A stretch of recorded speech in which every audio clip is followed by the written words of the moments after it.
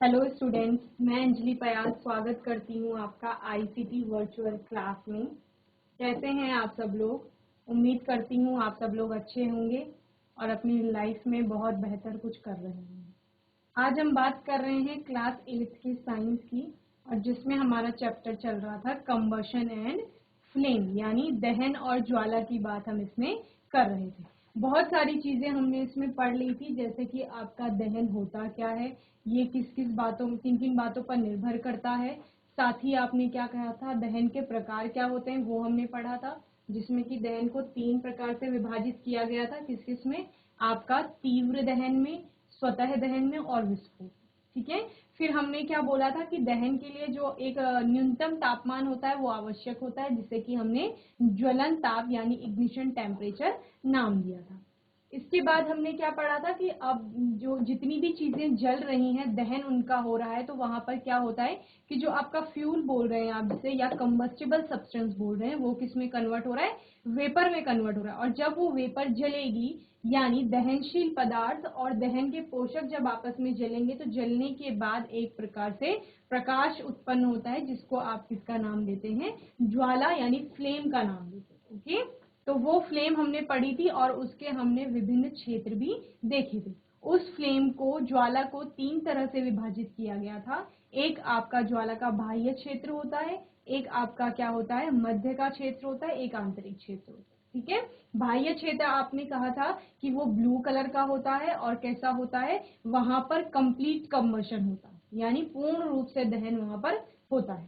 साथ ही क्या कहा था कि वो नॉन ल्यूमिनस होता है, क्योंकि उससे किसी भी प्रकाश उत्पन्न नहीं हो रहा, इस वजह से। दूसरा, हमने मध्य के क्षेत्र को कहा कि ये पीले या लाल रंग का होता है, और यहाँ पर आंशिक रूप से दहन होता है। और जो कलर है, येलो और रेड कलर जो हम कह रहे हैं, वो कलर किसके कारण है? अनबर्न्ड कार्बन जो वहां पर है, यानी जो कार्बन जला नहीं है, पूर्ण रूप से जिसका दहन नहीं हो पाया है, वो वहां पर चमकता है, और उसी चमक के कारण वहां पर पीला या लाल रंग दिखाई देता है। इस क्षेत्र का जो तापमान होता है वो मध्यम आपका रेंज का होता है, मिडिल रेंज का होता है, मतलब नीले वाले पार्ट से थोड़ा कम इसका तापमान होगा। ठीक है। इसको ल्यूमिनस जोन भी कहा जाता है, दीप्त जोन जिसे हम कहते हैं। तीसरा हमने बोला एक आंतरिक भाग होगा, जहां पर आपकी वेपर्स जो होंगी, गैसेस स्टेट में जो आपका सब्सटेंस कन्वर्ट हो गया है, उसका पूर्ण रूप से वहां पर दहन यानी कंबशन नहीं हो पाएगा। तो वो पार्ट आपका कैसा रह जाता है? ब्लैक कलर का दिखाई देता है, क्योंकि उसमें वहां पर दहन हो ही नहीं रहा, क्योंकि वहां पे ऑक्सीजन नहीं मिल पाती, सबसे अंदर वाला पार्ट वो रहता है, इसीलिए। साथ ही क्या बोला, चूंकि वहां पर दहन नहीं हो रहा है, तो उसका तापमान भी क्या होता है? सबसे कम होता है। ओके। साथ ही हमने क्या पढ़ा था कि जो आपका बाह्य क्षेत्र होता है, उसका प्रयोग जो होता है वो कौन करते हैं? आपके जो गोल्ड स्मिथ होते हैं, सुनार वगैरह होते हैं, वो सोने या चांदी को पिघलाने के लिए उस बाह्य क्षेत्र का उपयोग करते हैं। ठीक है। क्यों? क्योंकि वो बाह्य क्षेत्र कैसा होता है? गर्म होता है, वहां पर तापमान सबसे ज्यादा होता है। इतनी चीजें हमने पढ़ ली थी। चलिए आज आगे पढ़ेंगे। ईंधन की बात हमने की थी अपने लास्ट सेशन में। ईंधन हमने क्या किसे कहा था कि जो भी पदार्थ आपका जल रहा है, ठीक है, जो भी पदार्थ जल रहा है और जलने के बाद प्रकाश और ऊष्मा उत्पन्न कर रहा था, उसको हमने क्या कहा था? ईंधन कहा था। ईंधन में हमारी कितनी सारी चीजें आ गई थी, जिसमें आपने बोला कि लकड़ी हो सकती है आपका, ठीक है, पेट्रोल हो सकता है, डीजल हो सकता है, कोयला हो सकता है,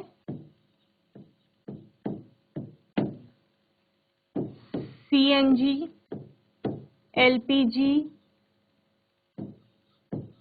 एक्सेट्रा। इसके अलावा और भी आपके क्या हो सकते हैं? फ्यूल हो सकते हैं, जैसे कि बायोगैस वगैरह भी आप यूज करते हैं, केरोसिन ऑयल हो गया। ठीक है।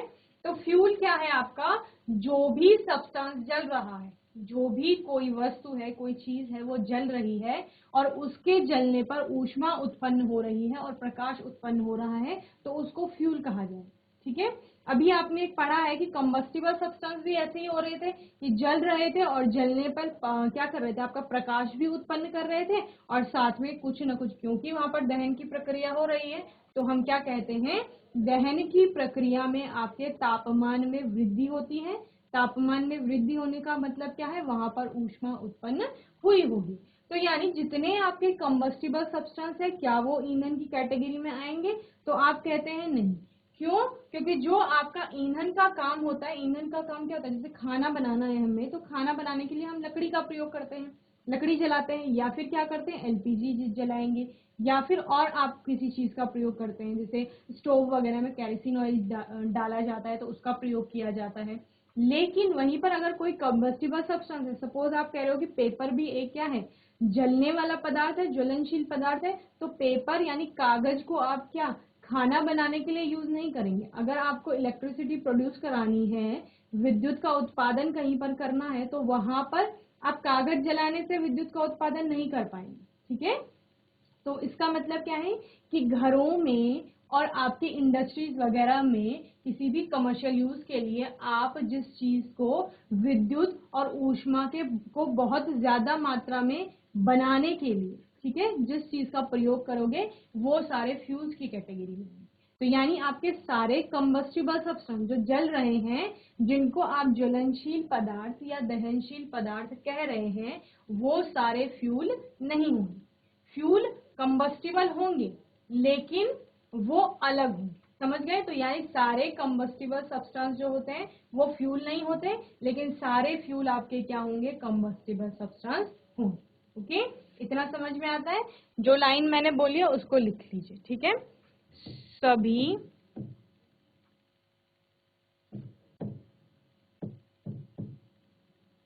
सभी ईंधन आपके क्या होंगे,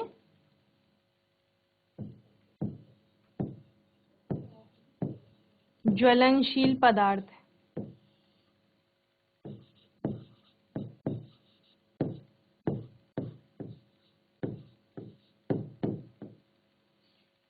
किंतु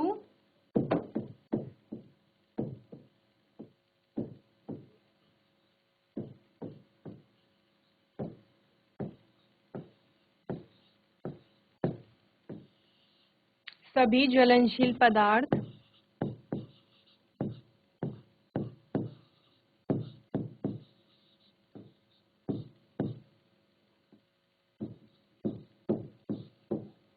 ईंधन नहीं।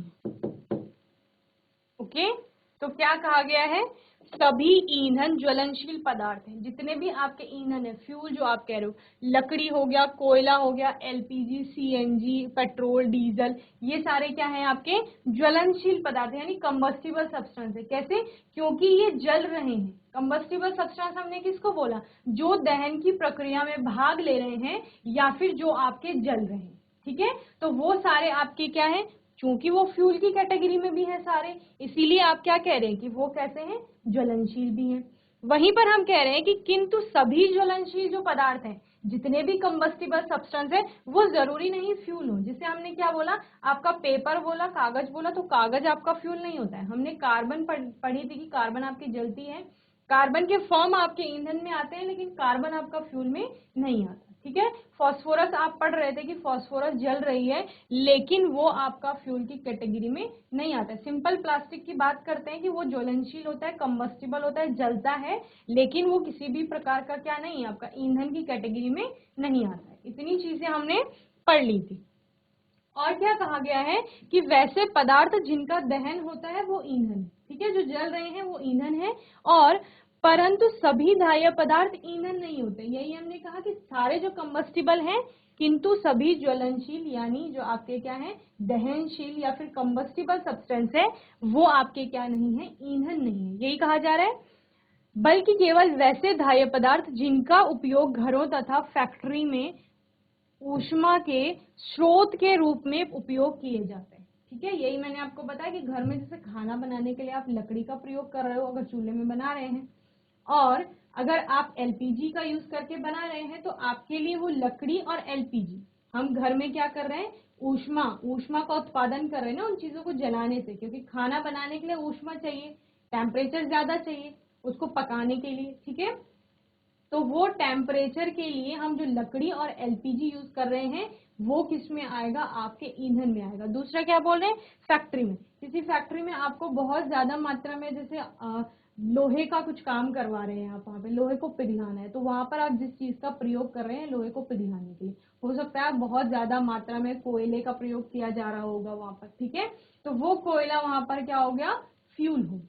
ओके, तो ये सारी चीजें हम किस में पढ़ रहे हैं, फ्यूल में पढ़ रहे हैं। लेकिन जब हम कह रहे हैं कि सारे कंबस्टिबल सब्सटेंस क्या नहीं होंगे, फ्यूल की कैटेगरी में नहीं रखे जाएंगे, तो उसका मतलब है कि जितने ज्वलनशील हैं जरूरी नहीं है वो सारे ईंधन की कैटेगरी में है। उदाहरण के लिए आपका केरोसिन ऑयल हो गया, पेट्रोल, डीजल, कोयला, लकड़ी, एलपीजी आदि, ये सब किसकी कैटेगरी में आते हैं, ईंधन की कैटेगरी में आते हैं। और साथ ही साथ जब ईंधन बोला जा रहा है मतलब कि ये सब क्या है, आपके कंबस्टिबल सब्सटेंसेस यानी दहनशील और ज्वलनशील पदार्थ भी है। ओके, जल्दी से नोट करेंगे फिर हम आगे देखेंगे।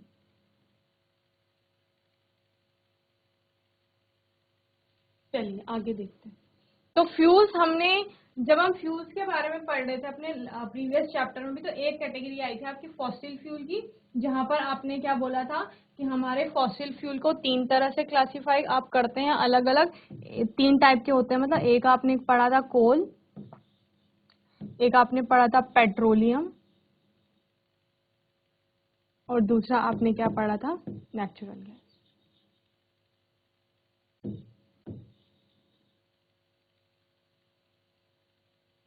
फॉसिल फ्यूल आप किसे कह रहे थे, आप कह रहे थे कि कुछ तो बायोमास रहा होगा लाखों साल पहले, जो किन्हीं कारणों से कोई भी नेचुरल आपदा मतलब डिजास्टर वहां पर हुई होगी, प्राकृतिक आपदा वहां पर आई होगी, और उसके कारणवश क्या हुआ होगा कि वो बायोमास किन्हीं कारणों से समाप्त हो गया होगा यानी मर गया होगा, और उसके बाद क्या हुआ होगा, धीरे धीरे वो उस मिट्टी की सतह के नीचे चले गए, दब गए, या फिर आप कहते हैं कि उनके ऊपर मिट्टी की सतहें परतें बनती चली गई, और एक टाइम ऐसा आया कि उसके ऊपर बहुत सारी लेयर्स जब बन गई, ठीक है, तो वहां पर क्या होने लगा, ऑक्सीजन का सप्लाई उसको मिल रहा था, तो अपघटन की प्रक्रिया वहां पे चल रही थी नीचे, धरती की सतह के बहुत नीचे ये सब हो रहा है, हजारों फीट नीचे की बात हो रही है, ठीक है, तो वहां पर ये सब प्रक्रियाएं चल रही थी। फिर आपने बोला अपघटन होने लग गया, जैसे हमने किसी एनिमल का एग्जाम्पल लिया था कि पहले उसकी स्किन डिकम्पोज हुई, फिर उसके इंटरनल ऑर्गन्स डिकम्पोज हुए, उसकी बोन्स भी डिकम्पोज होना स्टार्ट हो गई, ठीक है, तो यहाँ पर डिकम्पोजिशन चल रहा था। पेड़ों की बात करेंगे तो जो आपके पेड़ होते हैं उसकी जो आउटर सबसे आउटर सरफेस होती है, जो कॉर्क कैम्बियम वगैरह होते हैं, वो सब डिकम्पोज हुए, फिर अंदर का पार्ट डिकम्पोज हुआ, आपने बोला पत्तियां भी झड़ गई थी, वो उन्होंने भी डिकम्पोज होना स्टार्ट कर दिया, उसमें फ्लावर्स रहे होंगे, फ्रूट रहे होंगे, वो सब भी डिकम्पोज हो गए हैं। तो एक टाइम ऐसा आया कि डिकम्पोजिशन चल रहा था और वहां पर ऑक्सीजन की सप्लाई जैसे ही रुकी, तो ऑक्सीजन की सप्लाई रुकने से अब डिकम्पोजिशन भी क्या हो गया, रुक गया। तो जहां तक वो चीज डिकम्पोज हो गई थी, हमने एनिमल्स की बात की, प्राणियों की बात की कि उनकी बोन्स तक डिकम्पोज होना स्टार्ट हो गई थी, यानी कुछ उनकी बोन्स का पार्ट रह गया होगा, तो उसको क्या नाम दिया गया, जीवाश्म यानी फॉसिल नाम, ठीक है, यानी मृत जीवों के जो अवशेष होंगे वो क्या है आपका, जीवाश्म।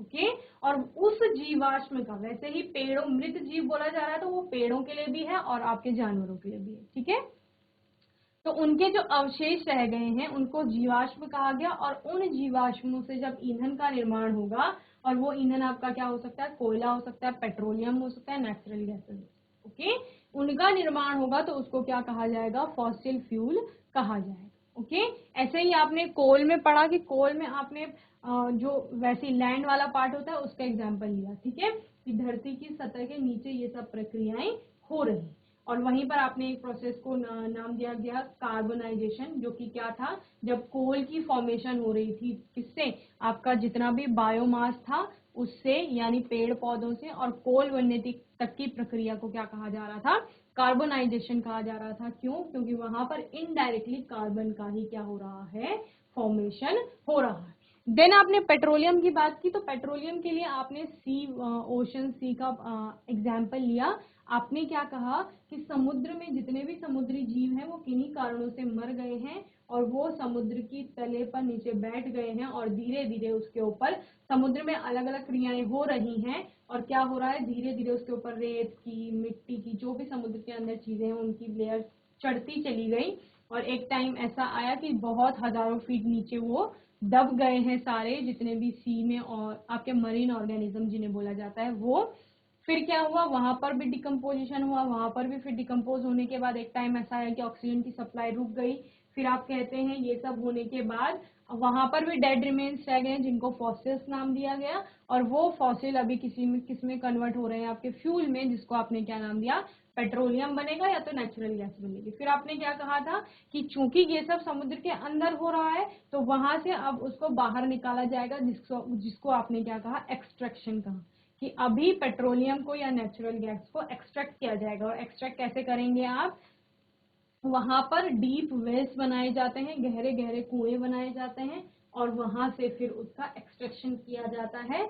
क्योंकि एक्सट्रैक्शन के बाद जो प्रोडक्ट आपको मिलता है वो क्रूड प्रोडक्ट होता है, यानी कच्चा माल होता है, उसको अभी और प्योर करने की जरूरत है, या फिर उसको उसके कंपोनेंट्स प्रोडक्ट में चेंज करने की जरूरत है। यानी पेट्रोलियम की बात कर रहे हैं तो उसमें अलग अलग उसके उत्पाद हैं, जैसे उसमें एलपीजी भी है, उसमें आपका केरोसिन भी है, पेट्रोल है, डीजल है, और भी अन्य कई तरह के उत्पाद उसमें पाए जाते हैं। तो उसको किसकी जरूरत है, अब प्योर करने की जरूरत है, प्योरीफाई करने की जरूरत है, या फिर आप क्या बोलेंगे, उसके कॉन्स्टिट्यूएंट जो प्रोडक्ट है उनमें चेंज करने की जरूरत है। और इसी प्रोसेस को आप क्या कह रहे थे, रिफाइनिंग कह रहे हैं। ठीक है, तो रिफाइनिंग वहां पर की जाती है, रिफाइनरीज का यूज किया जाता है उसके लिए, और वहां पर पेट्रोलियम को उसके उसके अलग अलग प्रोडक्ट में चेंज किया जाता है। ठीक है, तो पेट्रोलियम आपका अलग है, पेट्रोलियम पूरा एक क्लास है फॉसिल फ्यूल जहां आप पढ़ रहे थे, और पेट्रोल क्या है, उस पेट्रोलियम का एक पार्ट है। जब पेट्रोलियम बोलेंगे तो उसमें आपका पेट्रोल भी आएगा, डीजल भी आएगा, केरोसिन ऑयल भी आएगा, एलपीजी भी आएगा। ठीक है, और भी कई उसके प्रोडक्ट आएंगे। जब पेट्रोल कहा जाएगा तो पेट्रोल सिर्फ आपका पेट्रोलियम का एक प्रोडक्ट है। ओके, देन आपने नेचुरल गैस की बात की थी कि आपका पेट्रोलियम के साथ साथ वहां पर नेचुरल गैस का निर्माण भी होगा, जो पेट्रोलियम से थोड़ा ऊपर पार्ट में पाया जाएगा। यानी जब एक्सट्रैक्शन होगा तो पहले नेचुरल गैस का होगा, देन पेट्रोलियम आपको मिलेगा। ठीक है, नेचुरल गैस में आपने सीएनजी के बारे में पढ़ा कि सीएनजी आपका क्या होता है, बहुत अच्छा फॉसिल फ्यूल होता है, जो कि क्या होता है, लेस पॉल्यूटेंट होता है, या आप क्या कहते हैं कि इसकी वजह से इन्वायरमेंट को ज्यादा प्रदूषण नहीं होता है, या एनवायरमेंट आपका ज्यादा प्रदूषित नहीं होता है। ओके, तो इतना आप हमने फॉसिल फ्यूल में पढ़ लिया था अच्छे से। अलग अलग तरह के, अब जैसे बायोगैस वगैरह बनाई जाती है तो वो भी फ्यूल है, ठीक है, लेकिन वो फॉसिल में नहीं आता है। लकड़ियां आपका क्या है, फ्यूल है, लेकिन वो फॉसिल फ्यूल का पार्ट नहीं है। लकड़ी क्या है, नॉर्मली है, जंगल में पाई जाती है, वहां से क्या करते हैं, कलेक्ट करते हैं, और फिर क्या करते हैं, उनको जलाया जाता है, फिर वहां पर उससे ऊष्मा और प्रकाश दोनों उत्पन्न होता है। ओके, तो इतना हमने पढ़ लिया था फॉसिल में, सॉरी फ्यूल में। देन हमने एक आदर्श ईंधन की बात की थी कि आइडल जो आपका फ्यूल होगा वो क्या होगा। तो आइडल फ्यूल में हमने सबसे पहले बात की थी कि कोई भी चीज सबसे पहले अच्छी तब है जब वो हमें इजीली अवेलेबल है, यानी उसकी उपलब्धता आसानी से हो रही है, आसानी से वो चीज उपलब्ध है तो वो अच्छी है। तो फ्यूल में भी यही कहा जाता है कि जो आसानी से उपलब्ध हो सके ऐसा फ्यूल आपका क्या है, आइडल फ्यूल होगा। ठीक है, दूसरा, चूंकि हमें फ्यूल क्या करने पड़ते हैं, खरीदने पड़ते हैं, तो वो क्या होना चाहिए, सस्ता होना चाहिए। ठीक है, तो पहला आपकी प्रॉपर्टी क्या हो गई कि आसानी से उपलब्ध हो सके, दूसरा हमने क्या कहा कि वो सस्ता होगा, तीसरा क्या कह रहे हैं कि वायु में सामान्य रूप से जल सके, यानी उसको कुछ एक्स्ट्रा एफर्ट ना देने पड़े हमें। जैसे हम लकड़ी जला रहे हैं तो सिंपली अब हमने माचिस जलाई और माचिस से हमने डायरेक्ट लकड़ी को जला दिया। या फिर अगर हम एलपीजी की बात करें तो एलपीजी को भी हम सिंपली क्या कर लेते हैं, माचिस जलाते हैं और एलपीजी गैस आपकी जलने लगती है। तो वो आसानी से वायु में जल सके, यानी एक्स्ट्रा आपको कोई मेहनत ना करनी पड़े। देन अधिक मात्रा में ऊष्मा आपकी वहां पर उत्पन्न हो। ठीक है, अच्छा फ्यूल वही है, अच्छा फ्यूल, अच्छा ईंधन उसी को कहा जाता है जो ज्यादा मात्रा में, यानी कम अगर उसकी मात्रा हम ले रहे हैं, ठीक है, कम मात्रा यानी क्वांटिटी कम ले रहे हैं, कम क्वांटिटी में हमें ज्यादा ऊष्मा प्रोवाइड कर सके, तो वो क्या होगा, बेस्ट। ठीक है, यानी वहां पर हमें खर्च भी कम करना पड़ेगा कि हमने लकड़ियां कम ली लेकिन हमें ज्यादा ऊष्मा मिल गई, हमने ज्यादा खाना बना लिया, या हमने एलपीजी की मात्रा कम यूज करी और खाना जल्दी पक गया, और जल्दी पकने का रीजन क्या है कि ऊष्मा वो ज्यादा दे रहा होगा। ठीक है, और नेक्स्ट हमने क्या बोला कि जलने के उपरांत कोई अवांछनीय पदार्थ आपके क्या होते हैं, अनडिजायरेबल, जितने भी सब्सटेंस हैं अनडिजायरेबल मतलब जिनकी आपको इच्छा नहीं है, जो आप चाहते नहीं है कि ये चीजें मिले, तो वो पदार्थ क्या होंगे जो आपके लिए प्रॉब्लम क्रिएट करेंगे। तो प्रॉब्लम क्रिएट कौन करते हैं इस केस में, हम क्या बोलते हैं, प्रदूषक जितने भी होते हैं, पॉल्यूटेंट, ठीक है। तो वो यहाँ पर उत्पन्न ना हो। जलने पर धुआं उत्पन्न होगा बहुत ज्यादा, जब जलने दहन की प्रक्रिया होती है तो धुआं भी निकलता है। धुआं का मतलब क्या है कि वहां पर अलग अलग गैसेस निकल रही होंगी जो क्या करेंगी, आपके एनवायरमेंट को हार्म करेंगी, नुकसान पहुंचाएंगी किसी तरीके से। तो हम कहते हैं कि अच्छा ईंधन वो है जो क्या कर रहा है, आसानी से उपलब्ध हो रहा है, जिसकी कीमत क्या है, कम है, यानी सस्ता है जो, और क्या कर रहा है, वायु में आसानी से जल रहा है, एक्स्ट्रा एफर्ट नहीं करने पड़ रहे हैं, कुछ अधिक मात्रा में ऊष्मा उत्पन्न कर रहा है, और जलने के बाद कोई भी पॉल्यूटेंट या प्रदूषक नहीं छोड़ रहा है, ठीक है। देन हमने किसकी बात की थी, जब हम कह रहे थे कि जलने पर ऊष्मा ज्यादा उत्पन्न करे, तो अभी उस ऊष्मा को नापने के लिए हमें कोई तो पैमाना चाहिए। तो वो हमें क्या बताते, वो हमें किससे पता चलती है, उस फ्यूल की कैलोरीफिक वैल्यू या फिर ईंधन दक्षता जिसे बोला जाता है, उससे पता चलती है। तो आपकी ईंधन दक्षता क्या होती है कि जब किसी भी फ्यूल का 1 किलोग्राम मात्रा लेते हैं और उस 1 किलोग्राम मात्रा को जलाया जाता है, उस 1 किलोग्राम मात्रा को जलाने पर जितनी किलोजूल में ऊष्मा आपकी उत्पन्न होगी, वो क्या है, उस पर्टिकुलर फ्यूल की, ठीक है, आपकी कैलोरीफिक वैल्यू कहेंगे, ठीक है। यानी 1 किलोग्राम फ्यूल को, ईंधन को जलाने पर जितनी ऊष्मा किलोजूल में उत्पन्न होगी, वो किसी भी ईंधन का क्या है, कैलोरीफिक वैल्यू यानी ईंधन दक्षता कही जाएगी। ओके, तो ये इसकी परिभाषा हो गई। किलोग्राम पर केजी क्या होता है, इसका एसआई यूनिट होता है, मात्रक होता है, जिसमें कि ईंधन दक्षता को नापा जाता है, ठीक है। तो आपको नाम से ही पता चल रहा है क्या लिखा जा रहा है। अगर आपको सिर्फ यूनिट भी याद रहती है, किलोग्राम पर केजी, ठीक है। तो ये क्या है, किलोग्राम क्या हो गया आपका, द्रव्यमान हो गया, मास, वेट, जिसे भार बोल सकते हो आप, ठीक है। और ये हो गई ऊष्मा, ऊष्मा की यूनिट हो गई। तो यानी 1 किलोग्राम अगर आप द्रव्यमान किसी उसका ले रहे हैं, क्या कहते हैं, किसी भी फ्यूल का, उसको जलाने पर जितनी ऊष्मा आपकी उत्पन्न होगी, हीट उत्पन्न होगी, वही क्या है आपका कैलोरीफिक वैल्यू। ओके, इतना हमने पढ़ लिया था। नेक्स्ट, कुछ आपको ईंधन दिए गए हैं जिनकी कैलोरीफिक वैल्यू यहाँ पर बताई गई है, जैसे गोबर के उपले, लकड़ी, कोयला, पेट्रोल, मिट्टी का तेल, diesel, methane, CNG, LPG, biogas, hydrogen, ठीक है। इन सब का क्या बताया गया है, कैलोरीफिक वैल्यू बताई गई है, ऊष्मीय मान दिया गया है इनका, यानी कैलोरीफिक वैल्यू आपके कुछ नहीं है, ऊष्मा का मान है, ठीक है। 1 किलोग्राम आप ईंधन जला रहे हैं, उसमें जितनी ऊष्मा निकल रही है, जितनी ऊष्मा का मतलब क्या है कि ऊष्मा की वैल्यू बता रहे हो, हीट की वैल्यू बता रहे हो आप, ऊष्मा का मान बता रहे हैं, ठीक है। तो अगर हम 1 किलोग्राम गोबर के उपले जलाते हैं तो वहां पर हीट कितनी निकलेगी, इतने किलो जूल निकलेगी।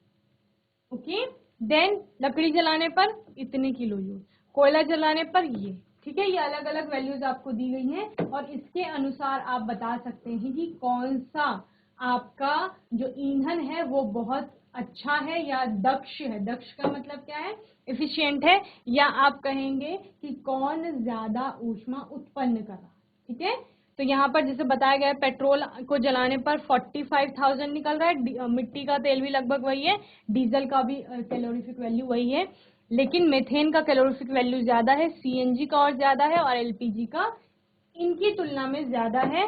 तो जब आप बेस्ट ऑप्शन की तरफ जाते हैं, जैसे आप लकड़ी को और एलपीजी को कंपेयर करेंगे, तो आपको पता है एलपीजी में जब गैस में खाना बनता है तो खाना जल्दी बनता है, क्यों, क्योंकि उसकी कैलोरीफिक वैल्यू ज्यादा है, 55,000 है। वहीं जब लकड़ी की बात कर रहे हैं तो उसमें आपको लकड़ियां ज्यादा जलानी पड़ेगी, समझ रहे हैं, ज्यादा लकड़ियां जलाने पर आपको क्या मिल रहा है, कम ऊष्मा मिल रही है, या फिर ज्यादा आपको फ्यूल वहां पर क्या करना पड़ेगा, इन्वेस्ट करना पड़ेगा। ओके ओके, तो ये आपका कैलोरीफिक वैल्यू था, इसको आप जल्दी से नोट करेंगे। सारे फ्यूल, सारे ईंधन की आप कैलोरीफिक वैल्यू का यही चार्ट बनाएंगे। ओके, देन हम आगे पढ़ेंगे।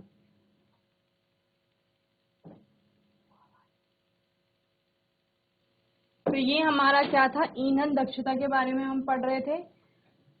अब हम क्या पढ़ते हैं कि जिन फ्यूल्स को जलाया जाता है उनको जलाने पर क्या होगा, ठीक है। ईंधन के दहन से हानिकारक उत्पाद प्राप्त होते हैं, ठीक है। जब हम कह रहे थे कि अच्छे ईंधन क्या होंगे, अच्छे ईंधन के गुण पढ़े आपने कि वो सस्ता भी होगा, उपलब्धता भी उसकी अच्छी होगी, कि इजीली अवेलेबल होगा। आपने बोला कि जलना भी उसका कैसा होगा, कि वो आराम से वायु की उपस्थिति में जल जाएगा, एक्स्ट्रा एफर्ट्स आपको नहीं देने पड़ेंगे। वहीं पर आपने क्या बोला था, एक पॉइंट, कि वायु में अवांछनीय पदार्थ वो कोई प्रोड्यूस नहीं करेगा, अनडिजायरेबल कोई भी प्रोडक्ट वहां पर नहीं बनना चाहिए।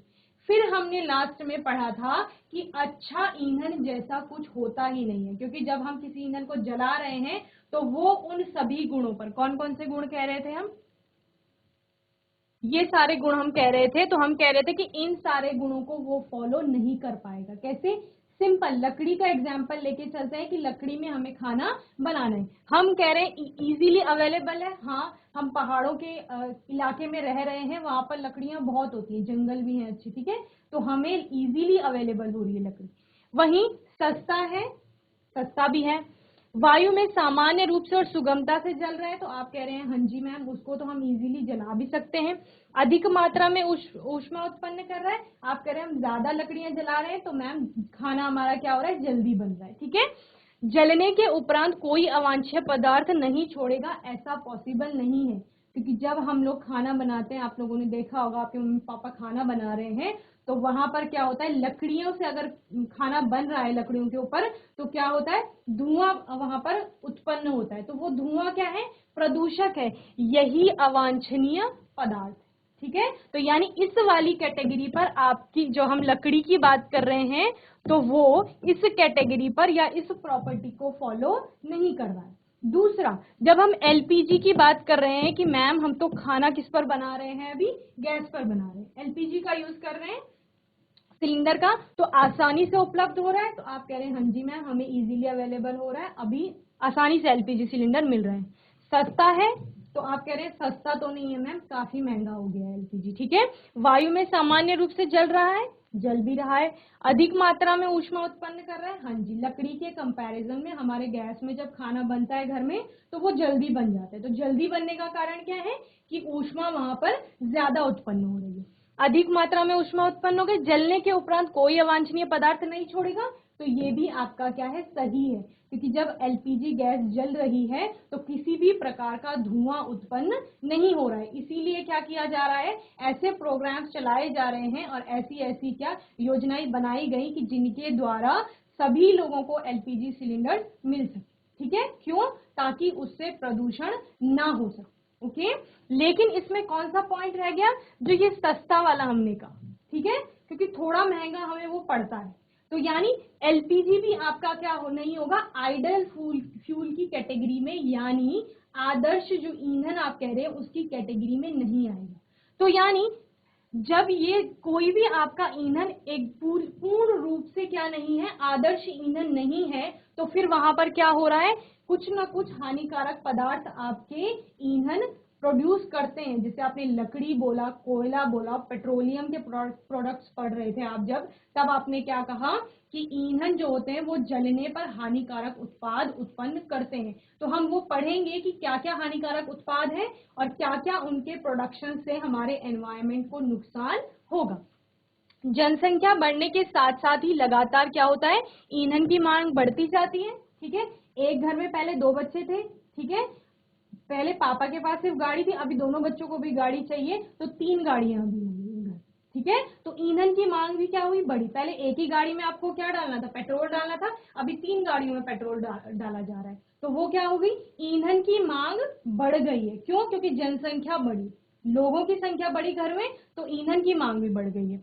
ईंधन की बढ़ती खपत पर्यावरण तथा स्वास्थ्य के लिए क्या हो रही है, नुकसानदेह साबित हो रही है।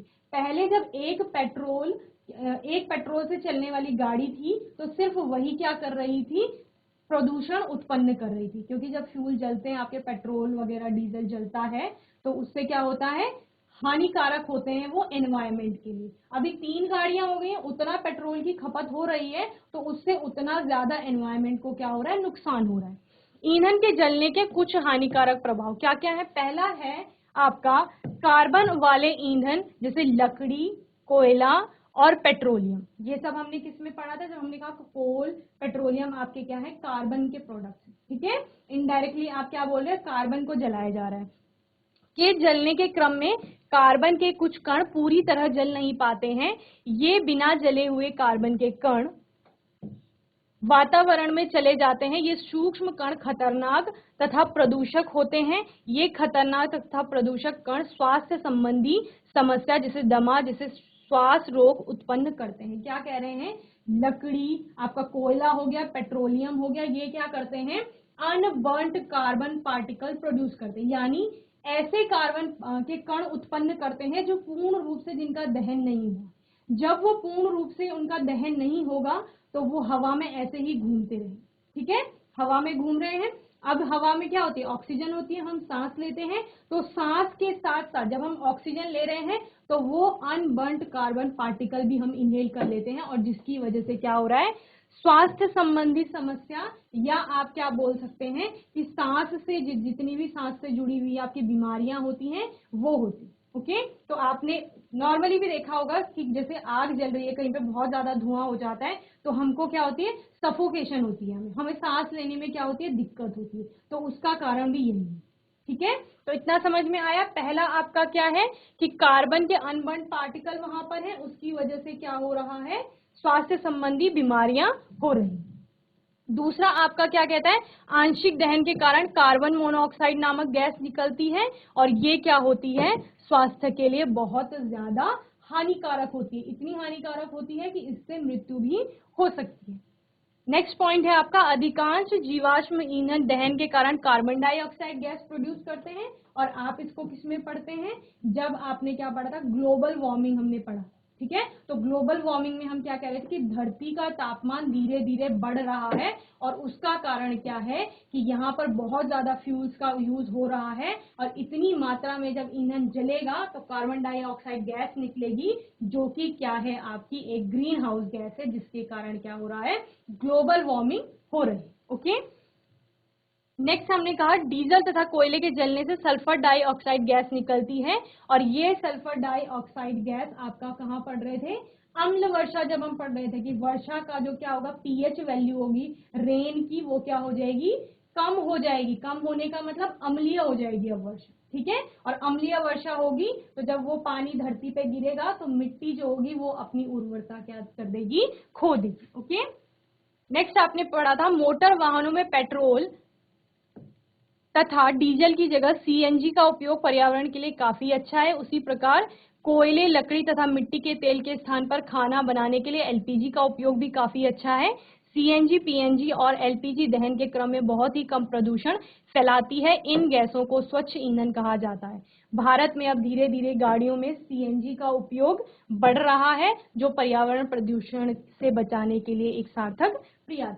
तो लास्ट में हमें क्या समझ में आता है ईंधन के बारे में पढ़ने में, कि लकड़ी में खाना बनाने से बेहतर क्या है कि एलपीजी का यूज करिए, और जितना भी पेट्रोल डीजल से चलने वाली गाड़ियों से बेहतर है कि सीएनजी से चलने वाली गाड़ियों का उपयोग किया जाए। ओके, एलपीजी हमने पढ़ा कि थोड़ा महंगा है, लेकिन वो क्या है, बेस्ट ऑप्शंस के रूप में अभी तक हमारे पास है। तो किस में खाना बनाना चाहिए, एलपीजी में बनाना चाहिए। वहीं जब हम गाड़ियों की बात कर रहे हैं कि हमें गाड़ी कौन सी यूज करनी है, तो जिसमें सीएनजी का यानी कंप्रेस्ड नेचुरल गैस का प्रयोग किया जाए, ऐसी गाड़ियों का उपयोग हमें करना। ओके, तो होपफुली यहाँ तक ये सेशन आपको अच्छे से समझ आया होगा। इन कुछ की पॉइंट्स के साथ आज का आपका ये सेशन और ये चैप्टर कंबशन एंड फ्लेम यहाँ पर समाप्त होता है। अब हम इसकी कुछ एक्सरसाइज करेंगे। होपफुली आपको ये चैप्टर अच्छे से समझ में आ गया होगा। अगर आपका कोई क्वेश्चन है, कोई डाउट है, तो वो आप नेक्स्ट सेशन में पूछ लेंगे। बाकी मैं नेक्स्ट सेशन में आपको एक्सरसाइज से क्वेश्चंस पूछूंगी जिनके आपको आंसर करने हैं। ओके, तो तब तक के लिए आईसीटी वर्चुअल क्लास से जुड़ने के लिए धन्यवाद।